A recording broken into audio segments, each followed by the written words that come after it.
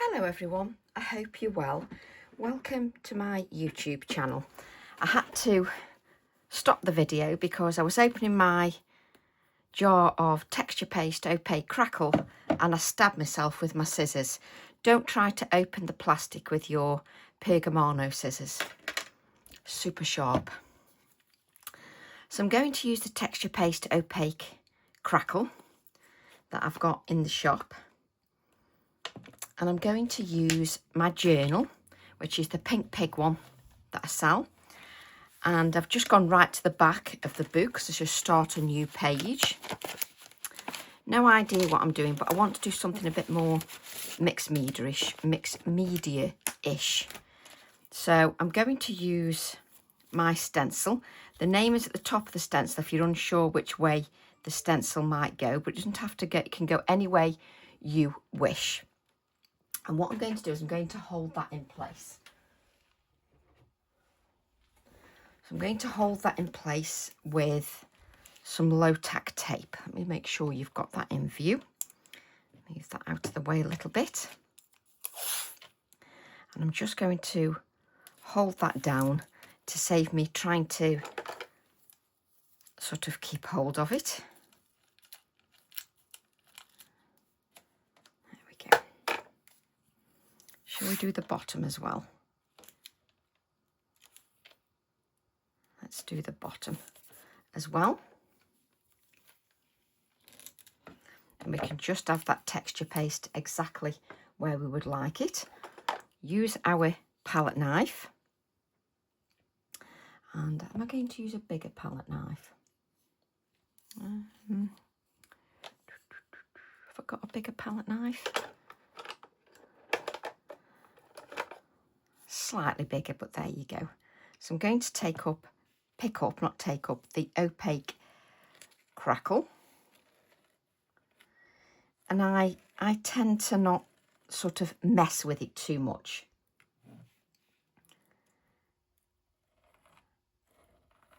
And this is beautifully soft and easy to apply. So I'm just gently going over there just to remove some of that excess that I can put back in the pot, but don't want to leave it sort of sticking up on the top. And I think that will be fine. Let's move those scissors out of the way. So this is our opaque crackle, which means it's solid, you can't see through that. So we can remove that low-tack tape.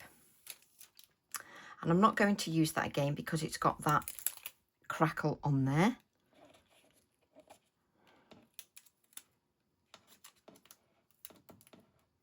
And I'll spend ages trying to lift that up. So let's just put this in the bin. Mainly because it's got some of that texture paste on there. And then if we lift our stencil,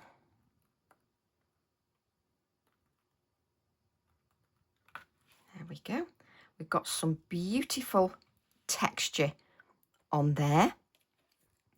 So a little bit smudgy there, but that's absolutely fine. But it'll just add to our texture, just so that you can see the texture on there.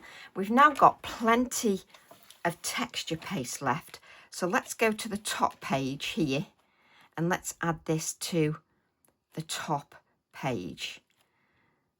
So let's just not waste the texture paste we've got.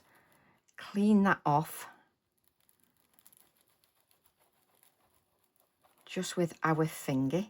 So I'm just going around and I'm taking the thickness of the texture paste off there and placing that onto the other page. Now it won't, it's not going to show very many crackles because, you know, I'm just wiping off the excess. So let's just lift that up. And I've got the texture paste there on the page as well. So a 2-for-1 there. Let me just move this out of the way. And then we'll just grab a piece of card which I now can't grab because I've got a plaster on my finger. Let me grab a 4x6 piece of card.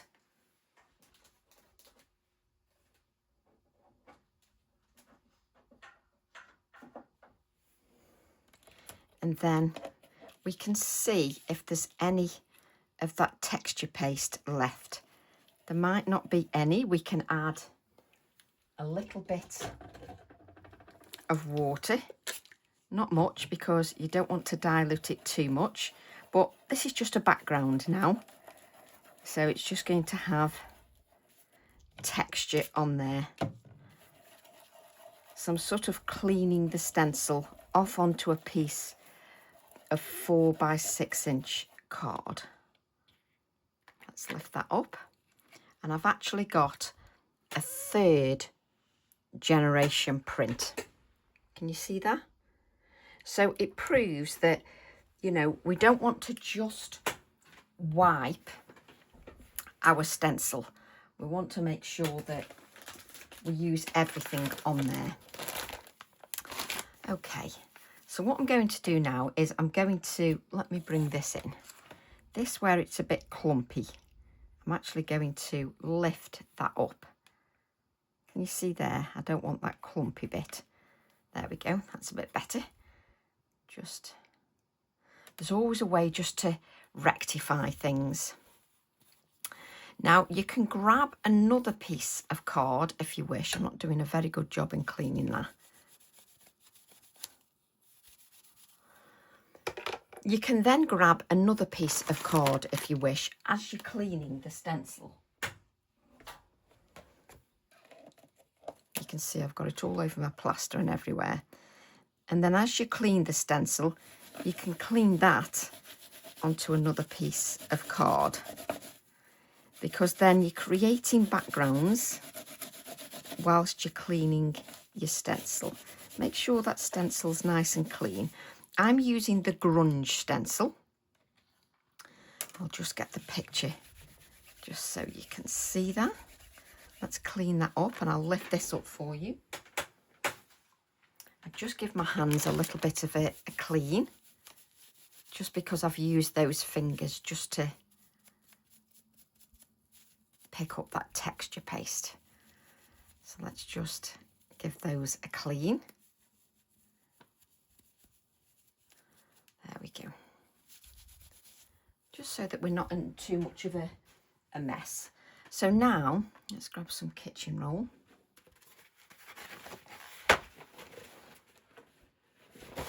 Let's just dry our, move them wipes out of the way. And you can see you've got your 1st generation in the journal, the 2nd generation in the 2nd page of the journal, the 3rd generation on a piece of card, and the 4th generation where I've just wiped off the stencil. So let those dry, and then you've got another background. I've got the 2 backgrounds here, as you can see.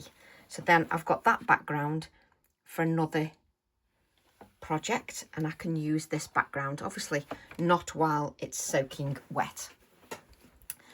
So let's just show you the stencil. So we're using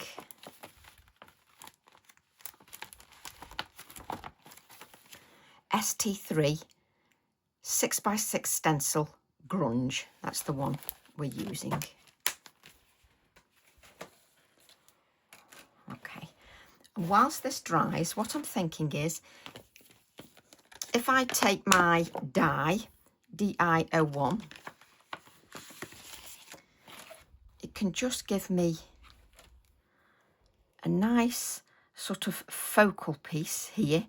So you can see it doesn't really matter about that. So I can add a nice focal piece here. So we'll cut that out. And if I want to, I can actually have, I can't pick this up, the framed piece inside if I wish. Or you can even add that as a separate piece as well. So we may use those too. So whilst that is just drying, let's just move that out of the way somewhere. Know where to move it. So let's bring in my die cutting machine. And no, I haven't got anything pre-cut, die cut out.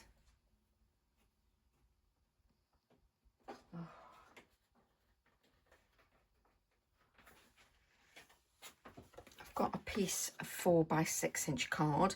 Now really, you should sort of tape these down. Let's bring in, so I'm just using my Sizzix Big Shot. So let's place my white card. This is 300 GSM. Place this down. You should sort of stick them down so that those don't move. Just because then, if anything happens and they move, they don't become into contact with each other. And you can see, look, it's moving already. I added a dot to this one just so I know which way is the top.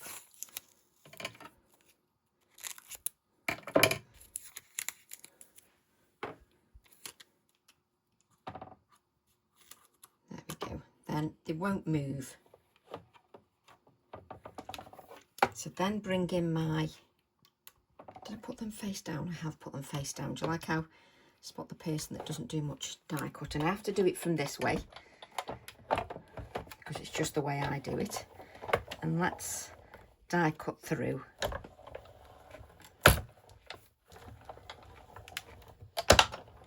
And we'll just go through once initially and see if that has die cut. Turn that over and you can see those have die cut through. So let's take those out. Let's move the die cutting machine out of the way. Bring the card here so you can see.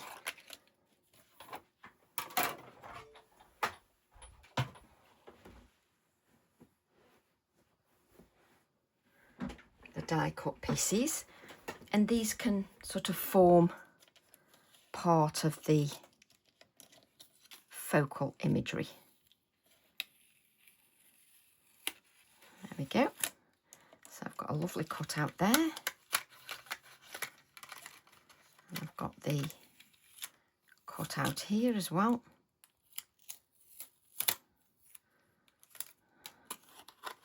There we go. So we've got our cutouts. And if you want, the actual piece can go on the top here, but I may use them differently to that. You've even got these pieces that you can use as well. Let's just get rid of them. So you could even use those in a card as well. Just place these back on. And then you've got the smaller pieces. If you decide you want those smaller pieces to go with your collage, let me just place those back in. And we can move those to one side. It doesn't matter if we don't use them. So obviously this takes some time to dry. So that's going to go here and maybe sort of here-ish, just to create my collage piece. I also want to use Distress Oxide Spray, Salvage Patina and Villainous Potion. Give those a shake. Obviously I can't use them at the moment when the paste is wet. Let me just grab some copier paper.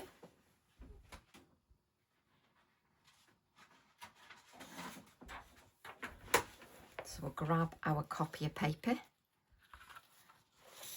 And I love the fact that the pages in the journal are really thick. So let's grab the heat tool.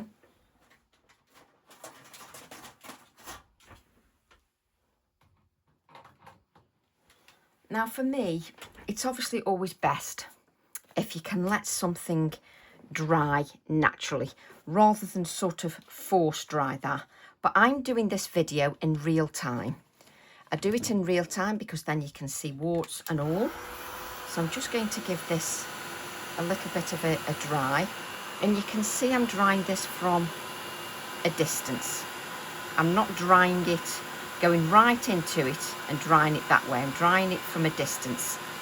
If I go into it too close, I will create bubbles, which is fantastic if that's what you want, if you want the bubbles, because that creates extra texture for you. So we'll just give this a dry, and really giving this a dry with the heat tool, it's only going to be surface dry. You know, there's still going to be some moisture underneath there. So I'm just giving that a little bit of a dry with the heat tool. And what I love about this crackle texture paste is I like simplicity. I like something that does exactly as it says on the tin. I don't like 20 steps to create a simple crackle. So I'm heating this and I can already see, I'm going to lift this up halfway through heating it. Let's move that out and you can see the crackle, let me hold this up, is appearing. So it's great because I can heat. But as you can see, I'm heating that from a distance. I'm not making it bubble. I'm heating it from a distance. Just because I don't necessarily want too many bubbles. The odd bubble doesn't bother me in the slightest. I just want the texture of the crackle.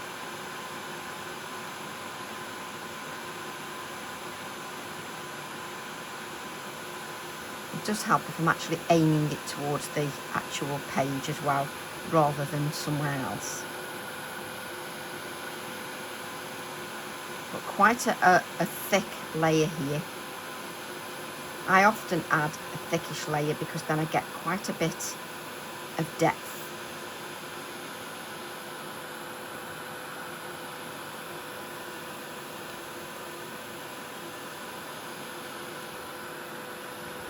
So we're just taking a few moments and doing this in real time so you can actually see what the texture paste is doing.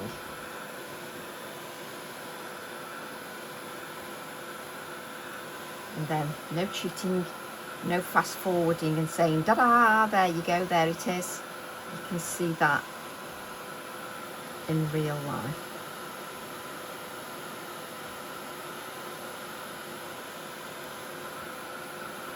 I'm going to hold it up again, just so you can see, hopefully you can see that. You can see the texture, you can see this isn't dry yet, but you can see the crackle on there. I like something nice and simple, and you can't get simpler than that. So let's give this a little bit more of a dry, and now get a little bit closer because it's not sopping wet and it's less likely to have that bubbling. So just giving that a little bit more of a dry. And I love the fact that I can actually dry this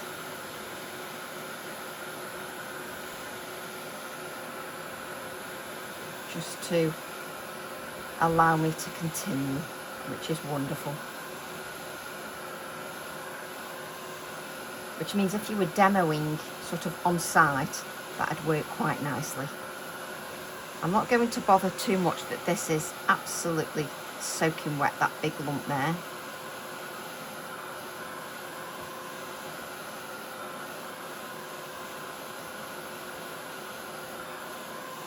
But that's lovely.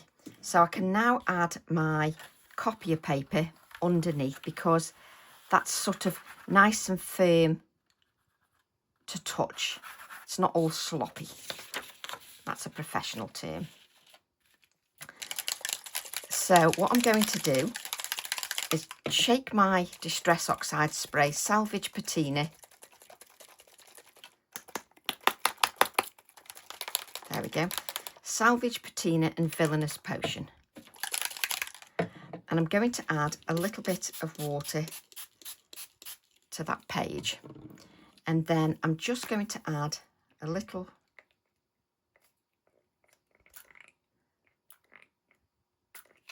spritz of that. Then I'm going to go in with the salvaged patina. I love when it starts to marble. And then if I add a little bit of water, it beautifully starts to marble. And then you can come in and just add drops to the villainous potion, just so that it starts to marble. Or you can just tip some out like I've just done. So you can see I've tipped some out here. What I'm going to do is take the third print and I'm just going to mop a little bit of that up. Let's just, there we go. Just mopped a little bit up, and then I'm just going to just tip some of that excess off. There we go. And then I'm just going to grab another piece of copier paper. Let's just get rid of that.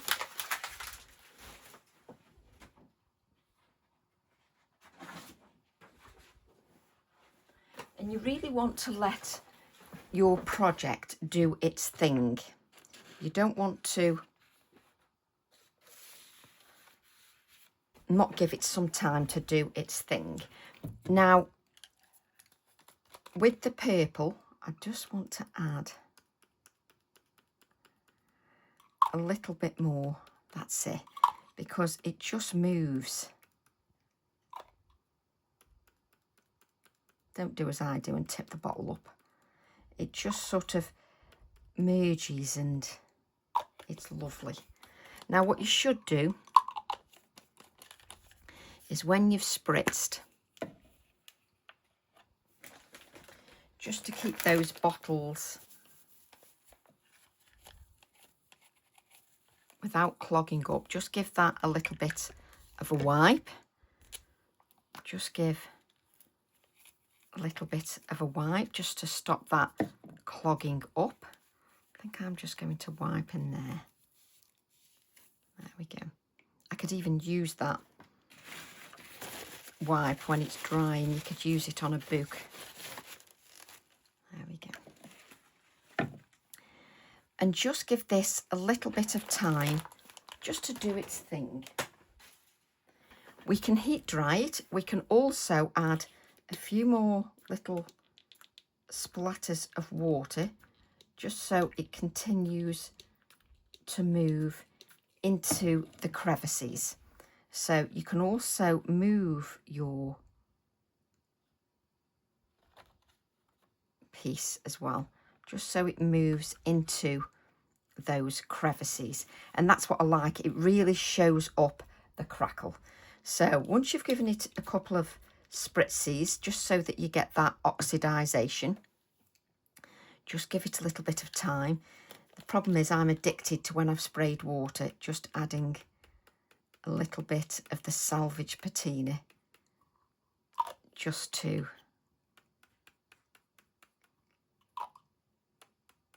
the purple. I just love adding the salvage patina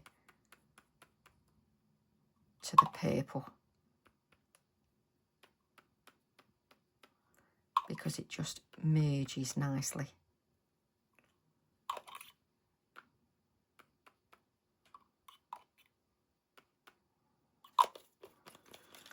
And just sort of give it a few moments to do its thing, just to swirl and move. You can continue adding water so that you can move, and it just goes in all the crevices of that crackle. Just lovely. I can just add a little bit down here. You can actually take your journal page and you can stand that up just so that it moves to where you want it. You can move your, I love when it sort of goes into the crevices, but also I really like when you've got some white space as well. Let's pick up this third generation. Let's soak some of that into that card, because we may as well use the ink on there. So it's up to you how much moisture you add to that page. This page will take it, but look now, it's going into the crevices, which is what I like. And then if you've got quite a bit of purple in an area, I can come in and just add. So if it's one tone, you can come in and quite easily just add your salvage patina. And then you can just give that time to do its thing. Again, you can sort of spritz with water, and then if you wish, you can then give that a dry. Now this is covered in moisture, so we'll give this a really good dry. You can see, look how much water's in there.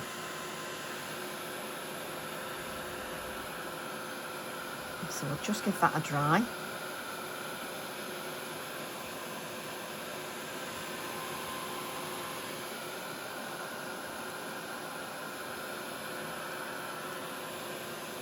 And you can still, if you wish, once you've dried it, you can still come in and spritz some more.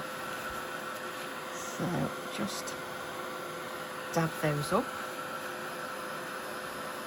So even this looks lovely as well. So I've got that there, and I can still come in if I wish, and I can just add, even though I've dried it a little bit, I can still come in with a little bit more of the salvage patina if I wish, and then dry. You can still spritz with water, but you really do want a page that can take all that moisture. And it doesn't matter too much about the water that you add to your page, because once you close that book, all your crinkles and bent page, it'll just be weighted down.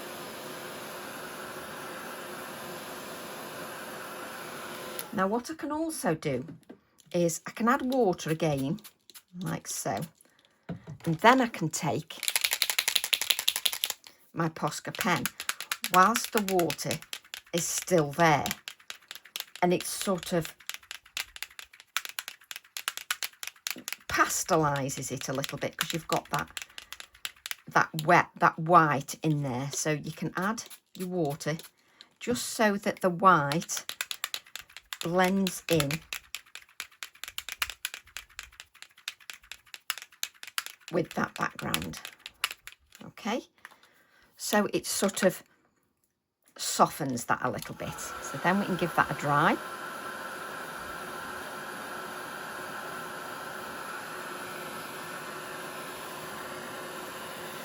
And I can now see where the white has been.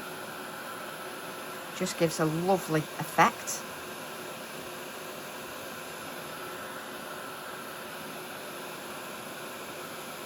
Just dry from the back.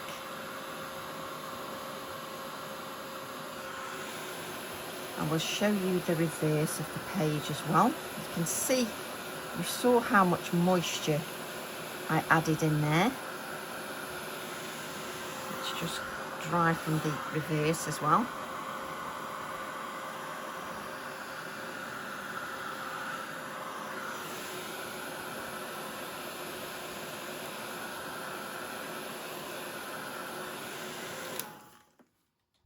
So let's just move this out, and let me just show you the page.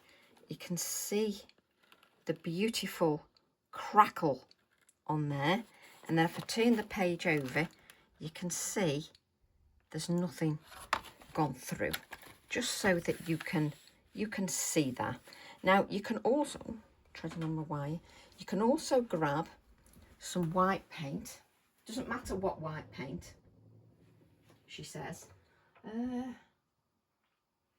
Where's my little white paint? Have I put that up there? I don't think I have, bear with me. There we go. Doesn't matter what white paint. I'm just grabbing my small one, which is the Winsor & Newton Gouache Opaque. And if you want to, obviously this is going to pick up some of the oxide as well, especially if you've got some wet areas. I've still got some wet areas on there.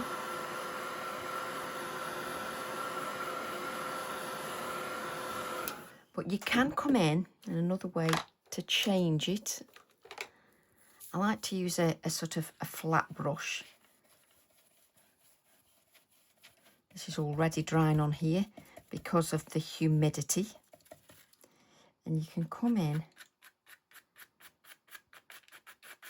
and you can just dry brush a little bit of the white if you wish.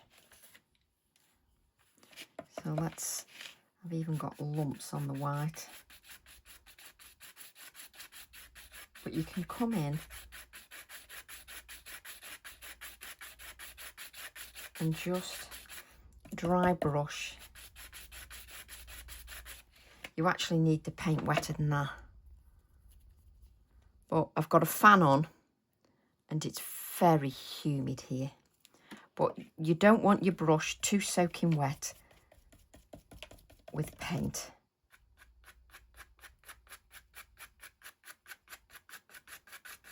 Again, the idea of dry brushing is that you add layers.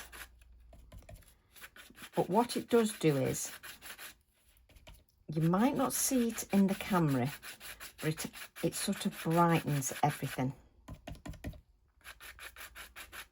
Especially where that is quite dark. It can just lift the whole page. And don't worry if you've got a few loose bits of texture paste, that's absolutely fine. So let's just give this brush a little bit of a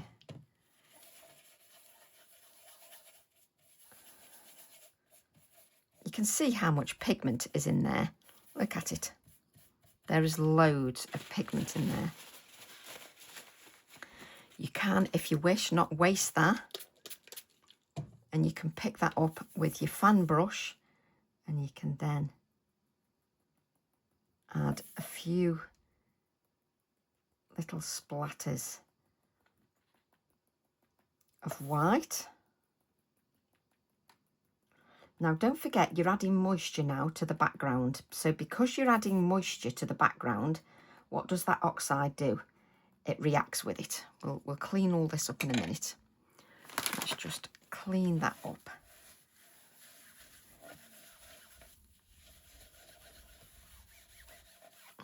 Give that a dry. And then if you don't want that to react too much, just give that a little bit of a dry. But these are all the textures that add to it. So just give that a little bit of a dry. Then we'll just spend a few moments, or I will, just making sure before I wash the brushes, I just keep them inside that kitchen roll, just so that those don't dry out. I've now got my background. As you can see, let me lift that up so you can see all the crackles. And again, you can highlight that more by adding sort of dark areas in there as well. So you can go in with your distress pencils. So what have we got here? So you've got Evergreen Bow in set 4. Or you've got Broken China in set 6. So let's pick up the Evergreen. Now this video is going to take longer because it's mixed media, that's the whole point. Now if you wanted to, you could leave the page like this and just have a break. but you can come in and go around some of your lettering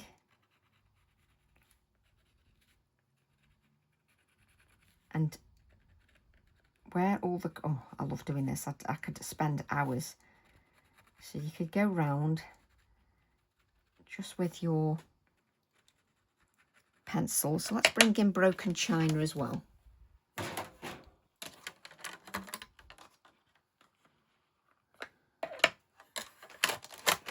You could also add some shavings to this and spritz. So you can come in and just highlight some of that. Obviously my postage stamp's going to go over that. But you can come in and just emphasise the edges of some of the texture. Let me show you, let me lift this up so you can see that you can come in and you can go and just add a little bit more. Just emphasise some of the texture. You can go around and on the inside, and then you can come in with your paintbrush with some water,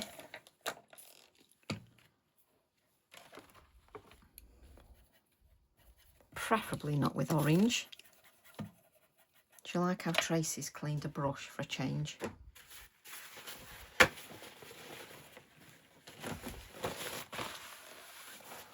we go. So I'm just getting rid of that orange because I definitely don't want that. Look how long it takes to get rid of the pigment that was the distress crayons. And I can just soften this now. You might not see it, but it's actually softening. You can see because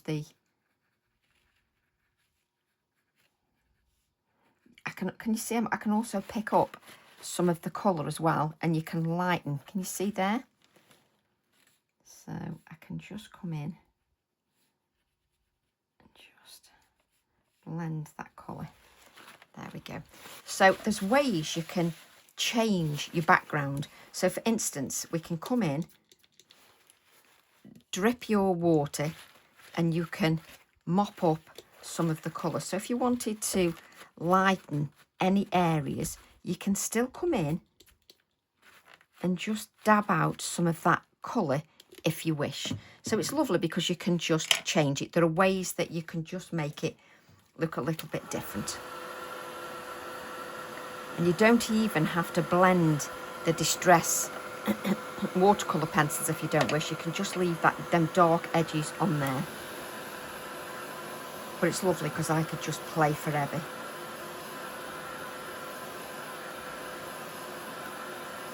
Okay. Look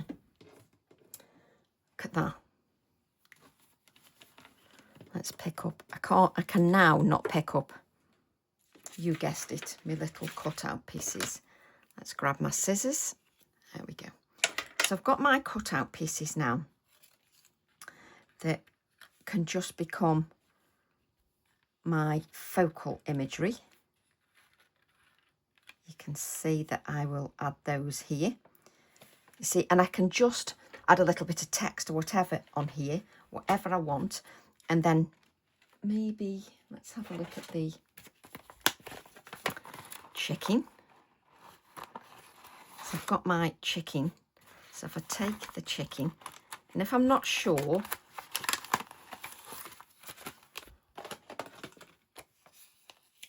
I can just take this off the acetate. I always end up with stuff on my acetate. I'm like, where did that come from? So I can then, yes, so I can then add my little chicken here with a couple of those background elements, just raised a little bit. So that will look really nice. So it's just deciding then what I would like to add to the background. So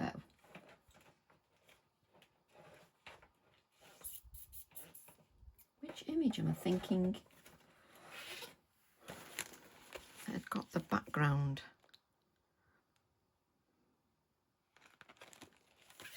Let's try. You see, when you've got so much choice, it's like, Let's grab TE9. Where are you? Let's grab TE9. Because then TE9's got quite a few bits and pieces on there that I can use. And I could easily use the pen nib from TE45 as well. So let's bring in these pieces. And I'm going to use the TE9. There we go. And I'm going to add this to an acrylic block. And I can just see where I want to add bits and pieces. Yes, it's just going to work lovely, that is. So let's grab an acrylic block. And I'm going to stamp that in grey because I want the chicken to be in the black. So I'm going to take my morning mist. Let's move these out of the way. Take the morning mist. And I'm just going to ink the whole stamp with the morning mist. I've had this morning mist for years. I may have to treat myself to a new one. So just lots of tapping.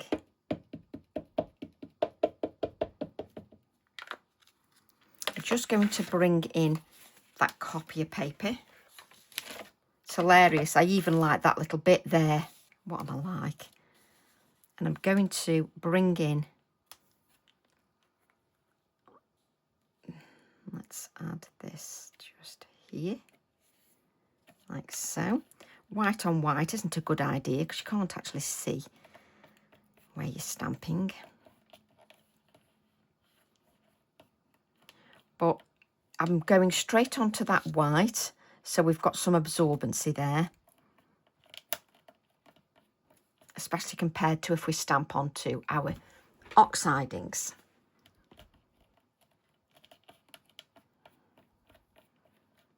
Just give that plenty of time just to absorb onto the surface of there. There we go. So I've got that in grey. So I can sort of add my PC, and you can see I'm thinking about the composition.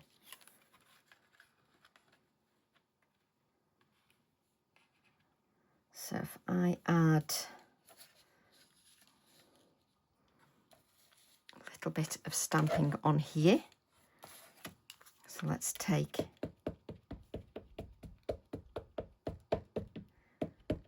and I ink the whole thing because it's just easier. Rather than trying to find which area I might stamp, I just ink the whole thing. And sometimes what's good is you can actually use the torn paper pieces in your project if you wish. So let's bring this in, move that out of the way, and let's just add a little bit here, like so. So obviously they're designed so that they can layer on the top, but you don't have to use them like that.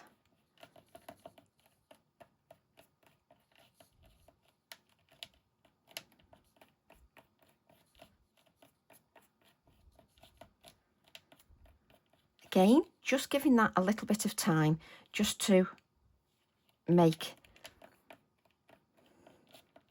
an impression on the card with the ink. If I lift it too soon, obviously it hasn't got time to make that impression. Obviously, if you wanted to, you could actually line these up so they're lined up like so. Let me have a look. Like, Tracy can't line them up properly. So you could even have them so they lined up as you can see, like that. Or, like I was doing, just splitting them up like this. But inspiration always strikes, doesn't it, in a different way. So I'm going to layer one over the top like that because it looks quite nice. And what I'm going to do is I'm going to add a black outline to this one. So I'm going to use my Posca pen and I'm just going to add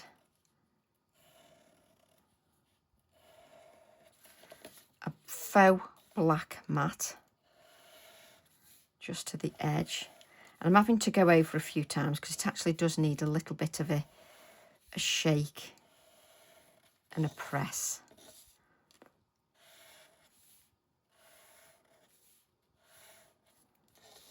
So I'm just adding a faux mat.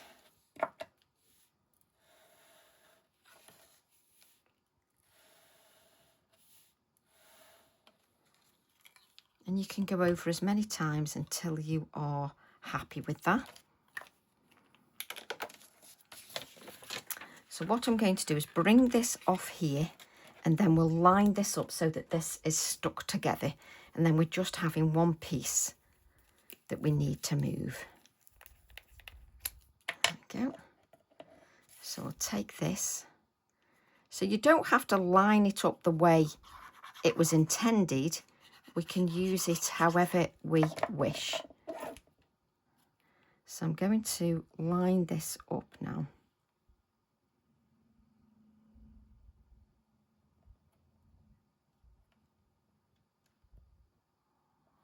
Like so, because then I can just lift that one piece that we've got then as our sort of collage-y piece, which works quite nicely. And I always say don't stick anything down until you've cut lots of bits and pieces out that you're happy with, you can play around with, etc. So let's just, actually we'll leave that on that acrylic block because I might need that again. So I'm then going to take my little chicken. Not so little, it's a really good size, that is. So let's grab a piece of card. And I can't grab one piece because it's so difficult. So let's grab a piece of card. Let's take our chicken and I'm going to stamp that in my Nocturne ink.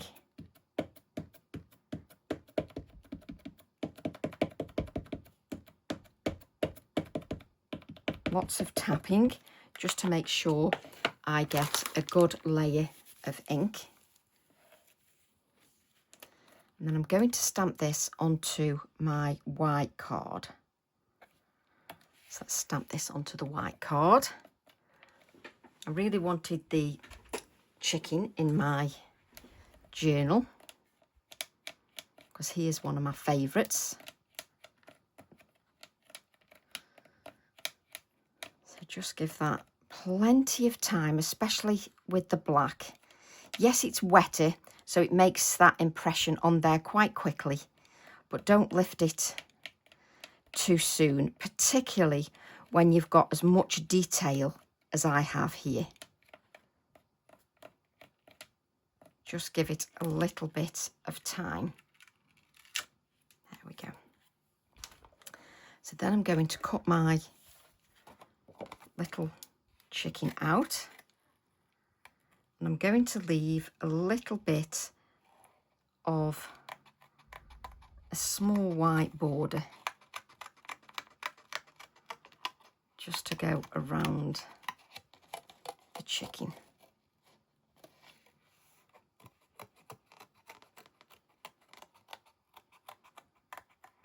Just a tiny white border.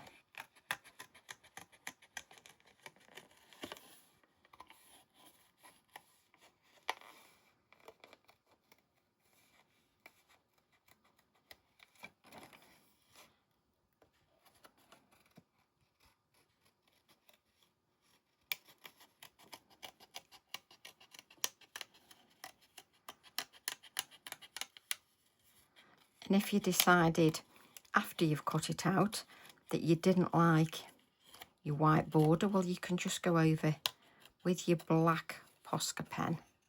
Let's just get rid of all this card just to make that a little bit easier.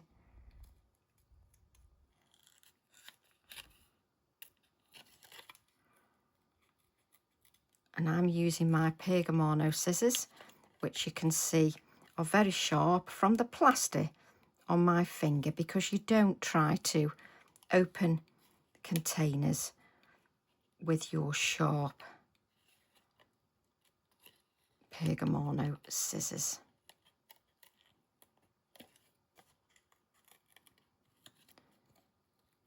Not unless you're me and you don't think it through.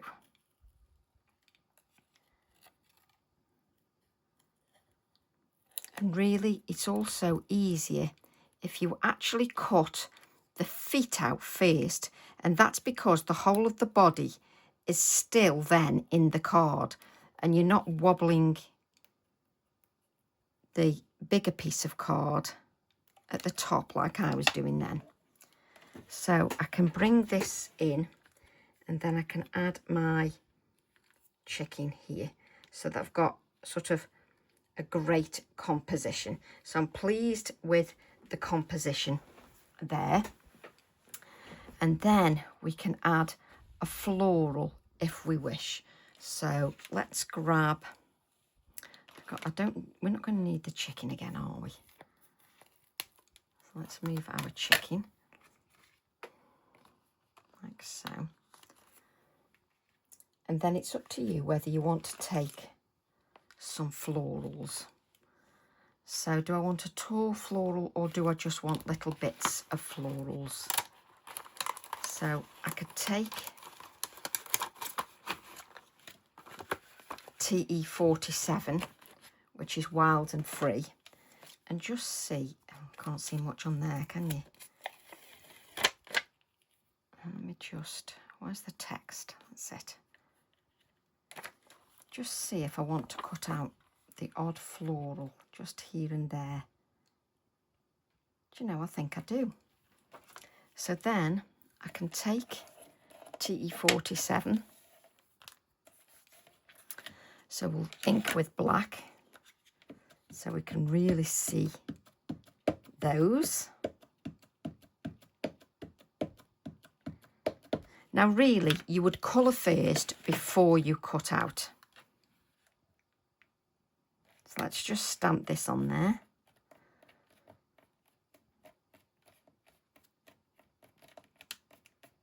I'm not bothered about the text, so it doesn't matter whether that's perfect or not.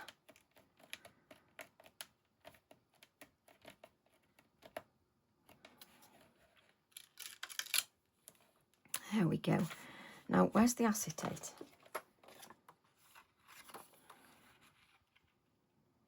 You see, you could have, do you like, I've still not stuck everything down. And before I colour, sometimes I can't really tell unless I cut something out. And this is how I play at home, deciding whether I want a full piece or one piece. And I'm fully aware that you should colour and then cut out, because colouring is a little bit of a pain when you're using a loose piece. Let's just... But I do like sort of, I treat them like jigsaws. I like the piece in my hand, just so that I can decide where I want to add things.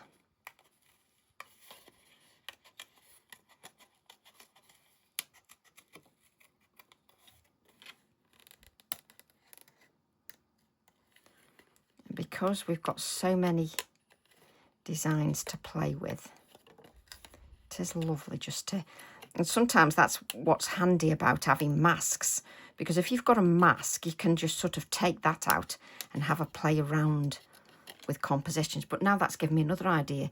Can you imagine? So pretend you've got your 4x6 card. Look, there's another idea.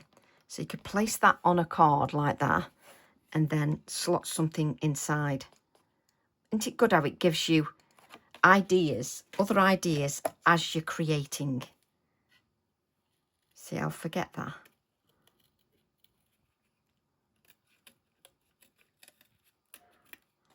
And if you can, when you're cutting out, try and just keep your fingers away as much as possible from the actual focal image, because you will sort of smudge the image a little bit because that ink is still wet.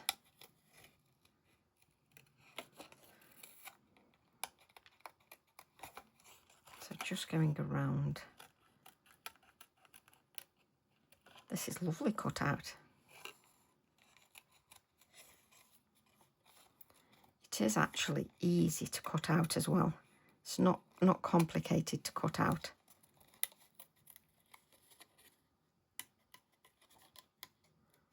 So you can actually have it without the text as well. Let's go around here. There we go. So now I've got the piece in my hand, and it just makes it much easier, along with everything else on my hand as well. Inks and whatever else I've got on there.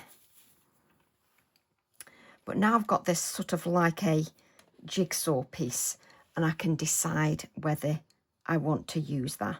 And it sort of goes lovely. You can even sort of, let's bring this down a little bit. You see, I haven't stuck anything down, so that's ideal. Because Tracy will faff for England.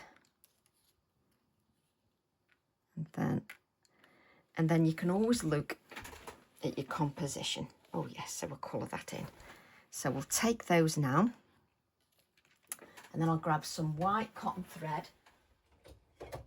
And this is why your background, you don't worry too much because it's a background. So then I'll take my white cotton thread, pull out long lengths of that cotton thread. Just to give some texture in the background. There we go, just gives some nice texture. So I'm going to use my pin flare. And I'm using my pin flare because I've got the lumps and bumps on there. I'm not necessarily using it to give masses of height, but it just means because I've got that texture paste on there, this will be nice and solid.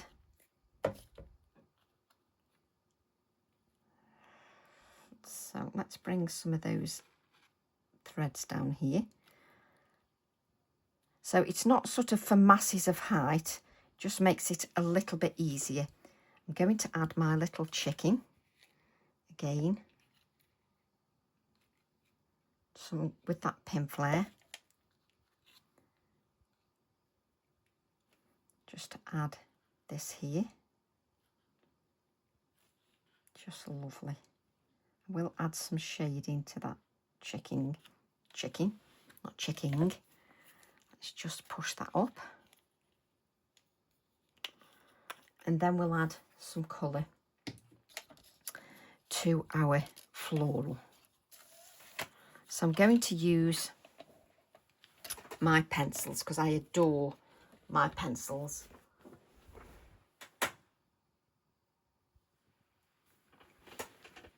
So then I'm going to colour this in, and then I can add this here like so.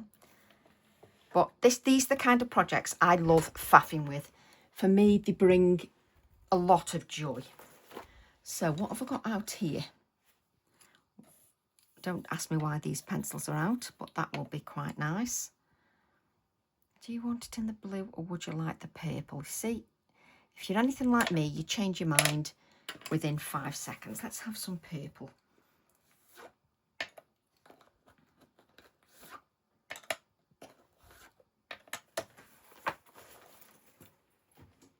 So I'm going to colour my florals in now. I really do need sharp pencils. I know it's a bit frustrating listening to me sharpen pencils, but I really do need to sharpen that one. I like working with a little bit of a sharper pencil.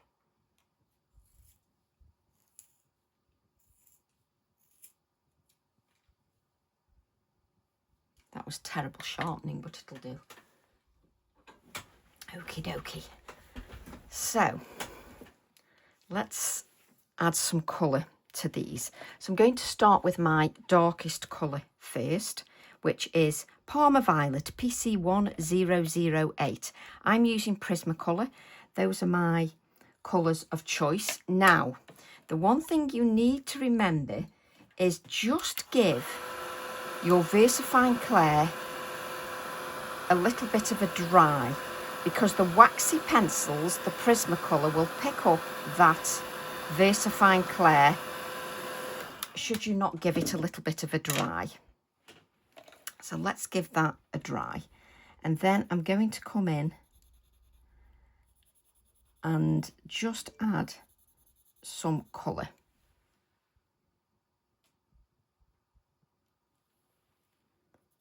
So I'm just adding the Parma Violet, and I'm adding that very lightly. You can see where my hand is on the pencils. That sort of encourages me not to press too hard.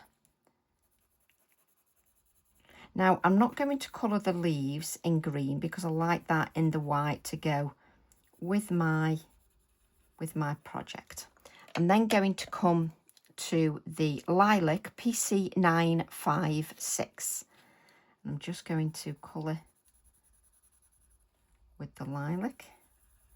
And to be honest, when you add your first layers, because it's so light, you can't really notice that much difference until you layer that pigment down. Now I'm just doing very basic colouring ideas, nothing too complicated. I'm then going to come to the Lavender PC934, and then I'm just going to come in with a light layer of the lavender. Now if you just like something that's very pastel, no blending, no smoothness, but you like it sort of a bit doodly, then you can obviously leave it as is. You know, it's your colouring, it doesn't have to be the way everybody else does it. So then I'm going to come back with the same colours again, Parma Violet, and then I'm just going to come in with a tiny little bit more pressure, not much, but you don't need much pressure because what you're doing is you're layering that colour. The fact you're layering it, you're sort of filling in the white inulations, the white gaps in your card, and then that smooths out the layers. If you press too hard, as I always say, well then you can't lay down any more of that pigment. You can't add any layers of that pigment because you've scrubbed at the card too harshly, and then you can't add any more layers to that. Those ladies and gentlemen that, you know, are botanical artists, or, you know, they draw animals and colour them, they literally come in so gently with their layers. It takes them hours and hours and hours to get an almost photographic look. So you do have to be patient when you're layering. You don't necessarily need to be like that to get a beautiful look. They're quality pencils, whether you use Prismacolor or Polychromos, they are artist quality products. So I'm just coming in now with the lavender. And just coming in with that lavender.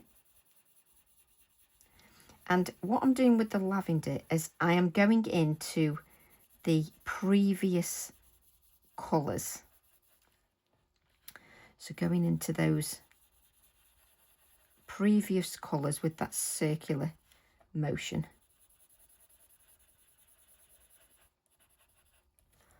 Again, it's up to you how many layers you come in with. I'm going to come again and just add another layer of that pigment.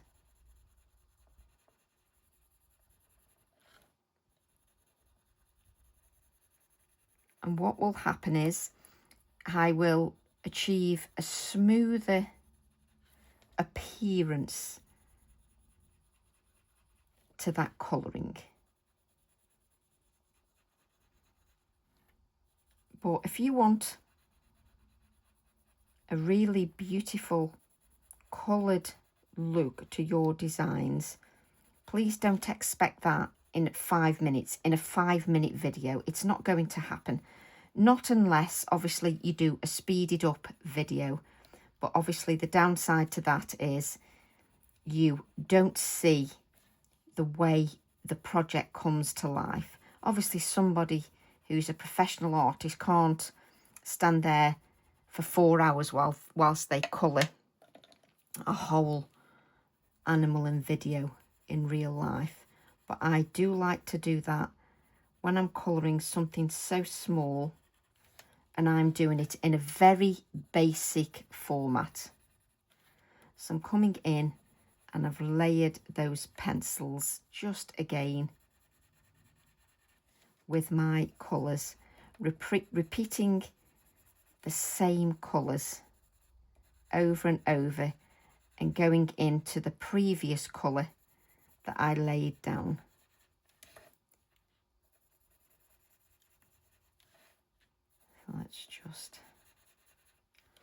So just take your time, enjoy that process. So just come in with that lightest colour.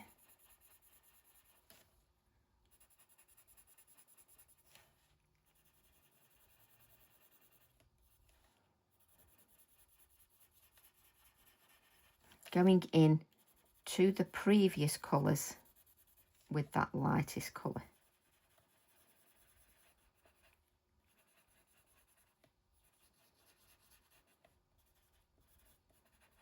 I also like to, this is just me personally, come in with my white pencil just onto that last colour and sort of blend out the edges a little bit with my white, just to soften the edges, and it sort of drags out that colour a bit into another lighter colour,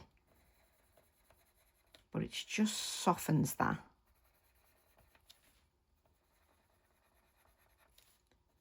So just come in and just blend the edges of that last colour, just so that we pay attention to the last colour.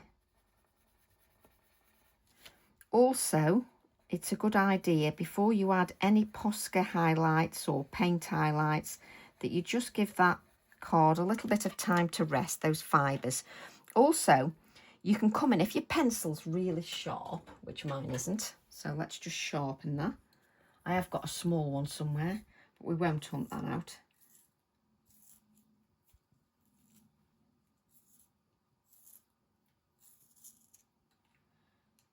Still not sharp enough. You want a really sharp pencil.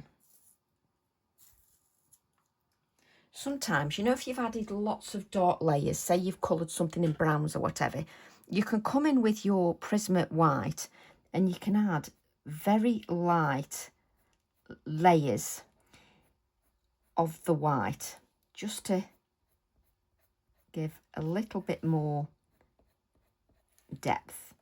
Obviously, the darker that you've come in, the more that the white of the Prism pencil will show up.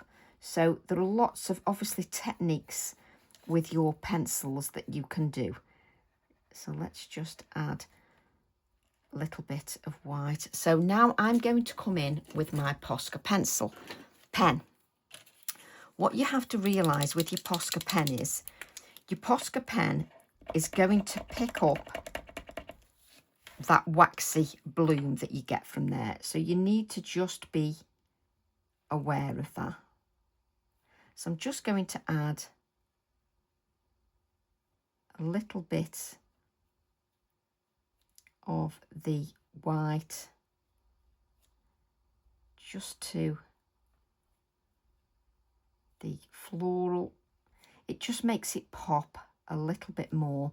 And because I haven't gone in too harshly with my colours, if I wanted to, I'm not going to, but I could come in and still add other layers. Like you could add a little touch of the blue if you wanted to, but obviously I'm not. You could, if I hadn't added the Posca pen, you could come in with touches of the blue as well.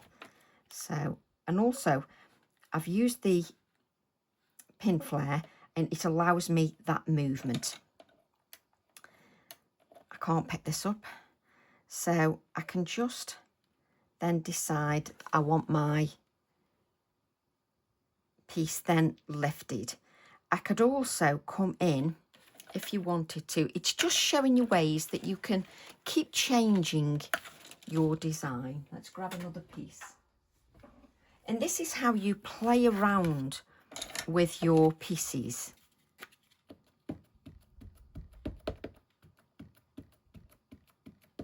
So take number 9 again, pick that up.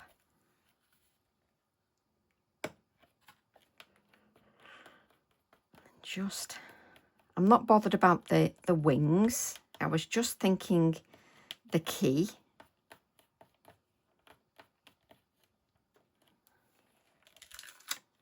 Okay, that's stamped in Nocturne. Let's give this a little bit of a dry.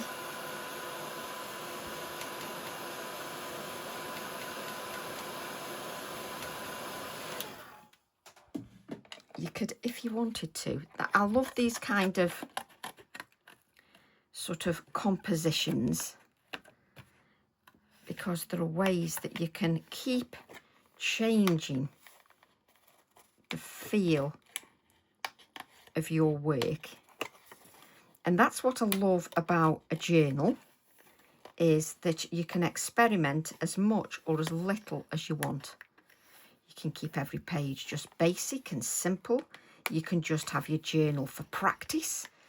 It's just a lovely place just to have some creative time. No worrying about what you put in that journal because it's yours. Now I'm just cutting the key out. I personally always find that when you cut something out, it just makes playing around with the composition a little bit easier. That's me personally. So look at your stamps as well, because you can create your own ephemera and embellishments. You can create your own. There's half a key there that you could use. Half a key, half a clock.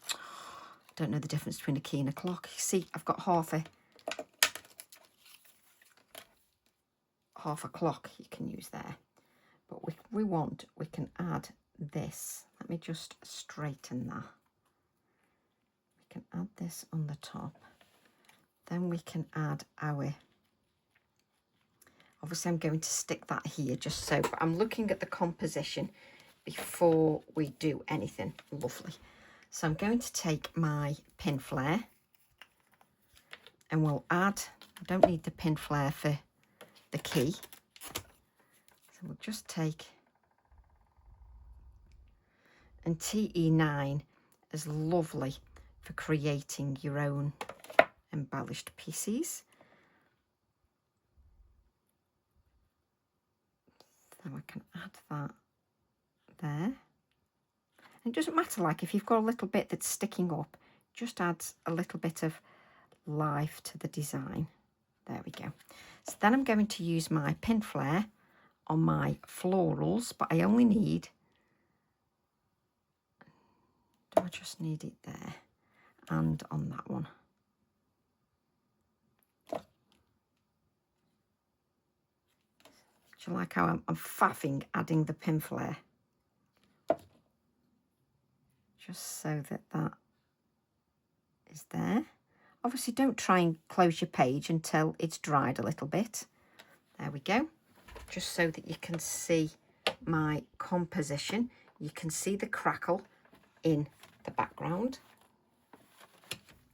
And if you want to, just looking at your pieces, you've got a little bit of a clock here.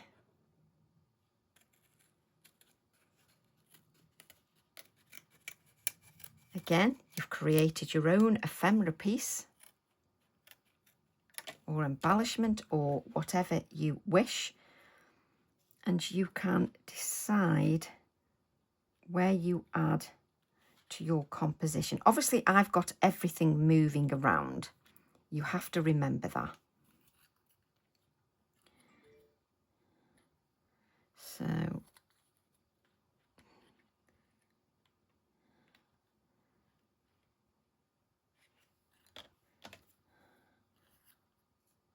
I don't want to cover everything up. I just want to see, I like the balance of that. Lovely. The problem is I can't pick the pieces up. There we go. I'm going to use my pin flare again, like so.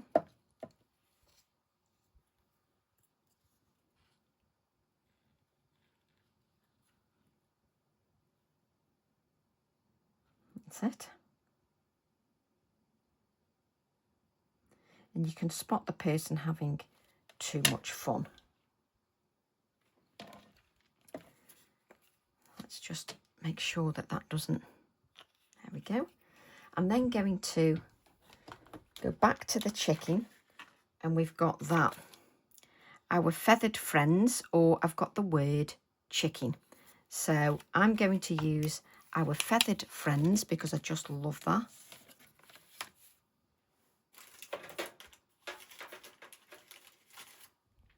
Let's take our feathered friends. I'm going to use my black Nocturne ink. Again, not a big, huge, bulky sentiment.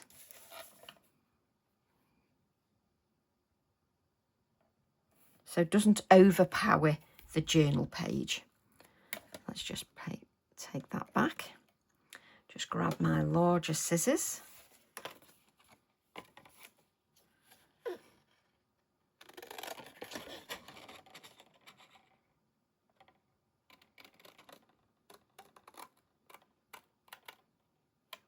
There we go. Just cut that. So it's entirely up to you if, like me, you go into faffing mode, just because I don't want all that white card on the sentiment, or text, not sentiment. I'm going to add our feathered friend just down here. But before I actually stick that down, I always check that I'm happy where I've placed that. And yes, I like that there.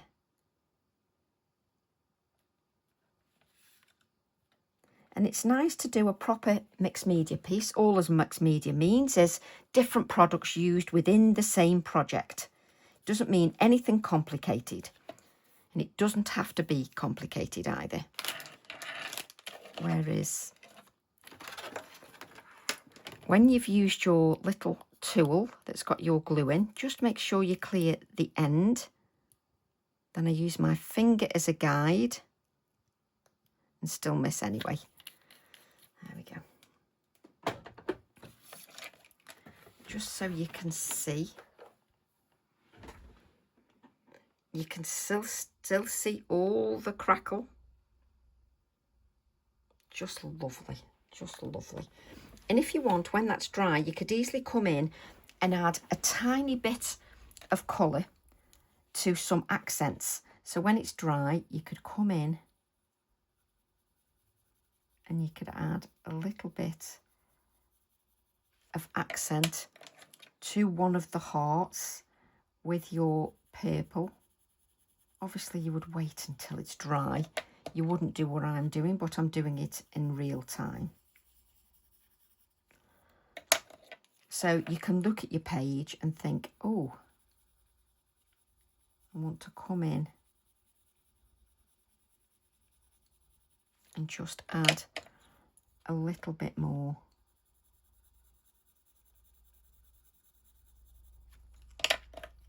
Just so that that brings the chicken into the project. Again, I will reiterate, you would not do this whilst the thing is moving all over the place.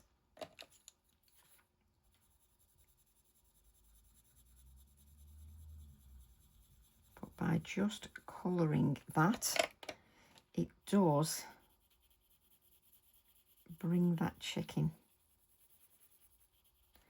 into the page. And the finishing touches, I always think, are really important. So, and the thing about the pin flare is you can lift it off if you wish. Like I want to bend those toes. And if I want to add a little bit more pin flare, because you can see I've squashed that there, I can just come in and add a little bit more of the pin flare. And this is why it's good that I do things in real time, because you can see what I really, really do when I create. No sort of airs and graces or everything being perfect. It's exactly how I create. So let's move that along a bit. Let's take that glue off there. We definitely don't want that glue on there, do we? Let's bring you down here a bit.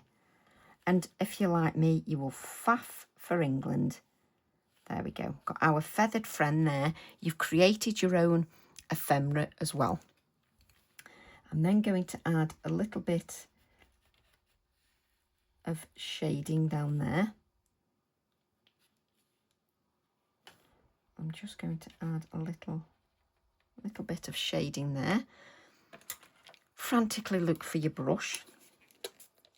A little bit of water. And you can see there's blue in there. And then I'm just going to blend the black out.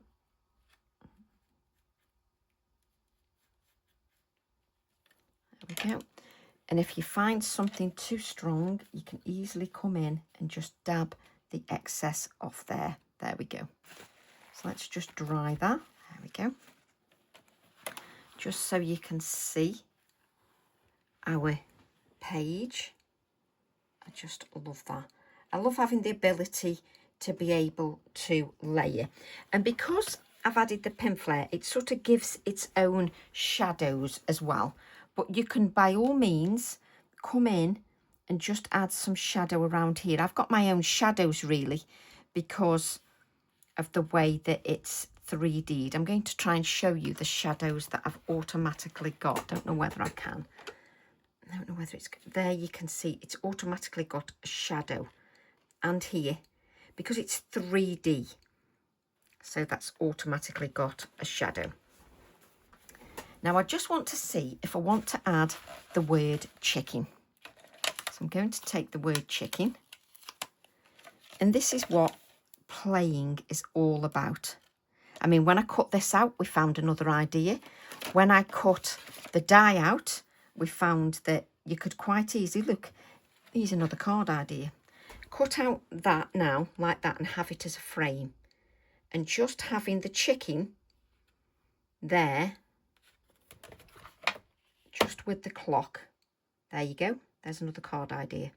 That's why playing is just wonderful. And in fact, on my other page, I could quite easily take this piece, let me cut it out on my cutter, just so you can see. This is what I love about being creative.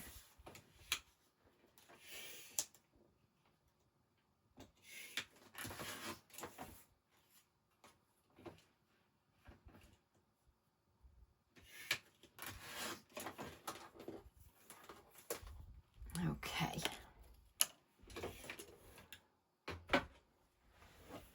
So I cut out the die, and now you can quite easily, which I will do, is keep this for this page, and I could do, bring this in, a little scene like so. Let me just place that on there so you can see. I could quite easily do a scene, quite easily. So I've got another piece now for my previous page. So I just want to stamp the word chicken. I hope I can find a piece of card. See if I want to use that.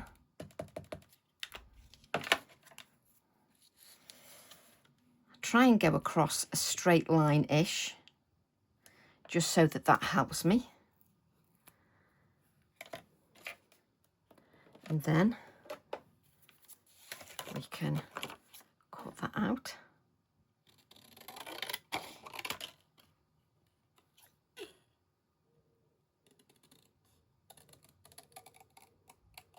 we go. Again, I'm cutting down that white card.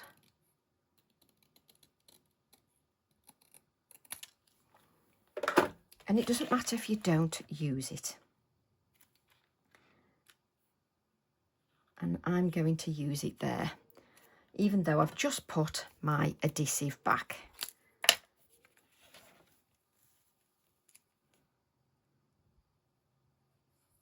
There we go. And again, my own embellishment from my own stamps. And obviously you can come in and add a little bit of shading just underneath there.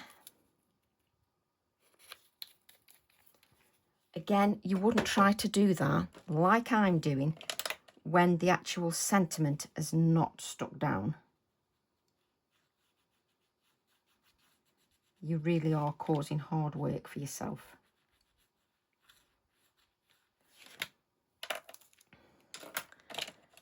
So just add a little bit of water. But with your mixed media projects, it doesn't mean they have to be dull and uninteresting. There we go, a little bit of shading there. Then we'll add our splatters. Once I've just added a little bit of white to the heart there, and then we'll add the splatters to our page. Obviously that page needs to dry, but we can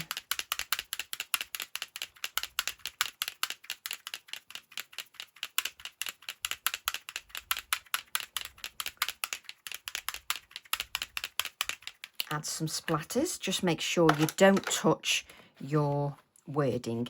Now what I recommend is that you let this dry solid, and then you can just shut your page. But you've created your own ephemera, you've done your own background, you've done your own layers. I just love it. And this is creating its own shadow because it's layered. So I'll just lift that up so you can see all the dimension on there. You can see those shadows now, can you see them?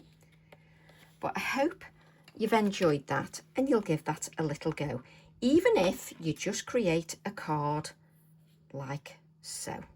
So I hope I've given you lots of ideas for using your products. Love to all, and I'll see you all soon. Bye for now.